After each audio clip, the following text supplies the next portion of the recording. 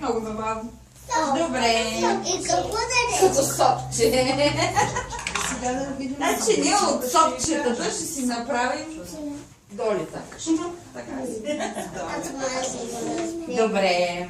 Сега започваме. Само да видим вие да си изберете едно чорапче. Аз ще за нея. Чудесно. Сигурно се вкуснат. И как се прави тази кукла? Я да видим как се прави тази кукла. Тази кукла, обратно, чорапа има дупка. Нали така? Първо, за да стане такава мекичка куклата, ще я напълним с, това се нарича вата. Много прилича на памук. Виждате ли? Не е вкусен! Няма да го хапаме. Ти от сока и сега. Я да видим. Ето на зимски. Малко. Слагаме в чорапата. Сега ще пълним чорапчета с вата. Я чорапчетата, които няма да ползваме, само така да ги съберем на камата. Да. Ето на вас. На момчета. Айде сега.